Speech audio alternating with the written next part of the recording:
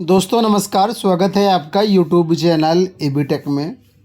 आज है 27 मार्च 2026 और जान लेते हैं आज की महत्वपूर्ण खबरें।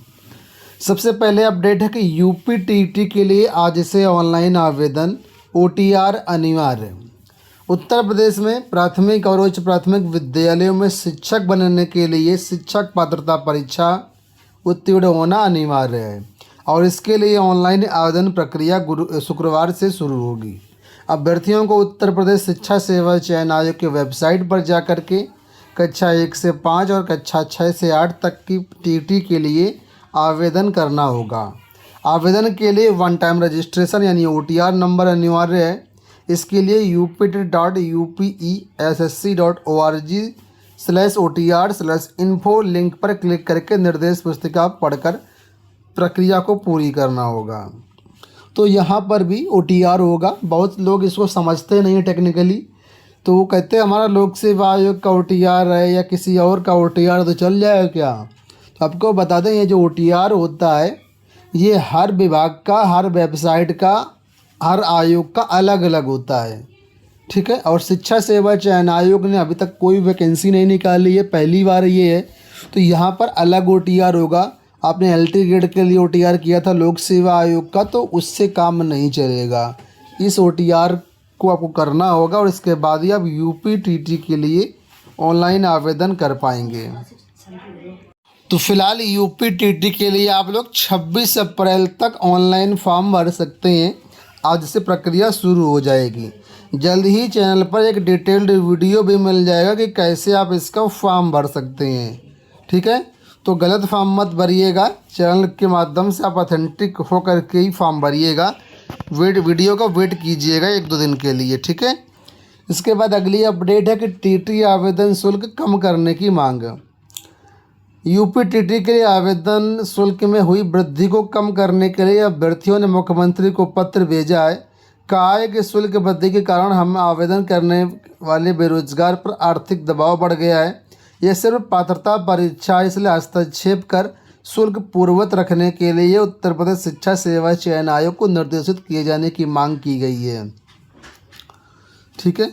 तो फिलहाल यहाँ पर बताया गया है कि दोनों स्तरों के लिए अगर आप आवेदन करते हैं, प्राथमिक और जूनियर, तो 2000 रुपये तथा अलग अलग अगर सिंगल पेपर कोई भी एक करते हैं तो 1000 रुपये आपको देना पड़ेगा। इसी तरह SC ST के जो अभ्यर्थी हैं उनकी फ़ीस अलग है। दोनों को करना है तो 1200 रुपये है और अलग अलग करना है तो 600 रुपये है। तो फिलहाल युवा मंच के अध्यक्ष अनिल सिंह ने भी आयोग में उप सचिव संजय कुमार सिंह को ज्ञापन दे करके शुल्क कम करने की मांग की है। इस बार यूपी टीटी में EWS को भी 5% की छूट मिलेगी।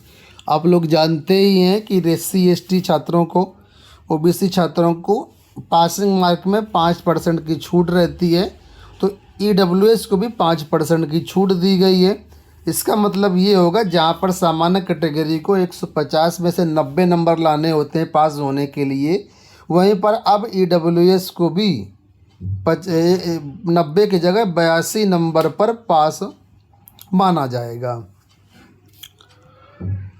दोस्तों आपको बता दें, टेक्स्ट बुक लेकर के आया है टेक्स्ट बुक पास प्रो, बहुत ही कम प्राइस में। पूरे साल का ये पैकेज रहेगा मात्र 263 में।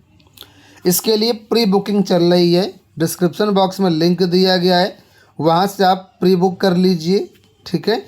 और 28 मार्च से जब इसकी सेल चलेगी तो रात्रि 12 से 1 बजे के बीच अगर आप ये पैकेज खरीदते हैं तो मात्र 263 रुपये में मिल जाएगा। लेकिन वहीं पर आप 20 कूपन कोड इस्तेमाल करते हैं तो 12% का अतिरिक्त डिस्काउंट भी मिलेगा। साथ में अमेजन वाउचर्स भी आपको मिल सकते हैं। तो डिस्क्रिप्शन बॉक्स में लिंक दिया गया है, अब जाइए और आप 20 कूपन कोड इस्तेमाल करके प्री बुकिंग कर लीजिए। पुलिस में लिपिक संवर्ग का भर्ती परीक्षा परिणाम घोषित। पुलिस भर्ती प्रोन्नति बोर्ड ने गुरुवार को उपनिरीक्षक गोपनीय सहायक उपनिरीक्षक लिपिक लेखा के 921 पदों पर भर्ती के लिए परीक्षा का अंतिम परिणाम जारी कर दिया है। कुल 912 चयनित अभ्यर्थियों की सूची जारी की गई। इसमें 178 महिला अभ्यर्थी भी शामिल हैं, जबकि 9 पद रिक्त रह गए हैं। तो जो भी अभ्यर्थी इसके हैं अपना देख लें और अपना चेक कर लें। 4 वर्षीय स्नातक को सीधे पीएचडी में दाखिला।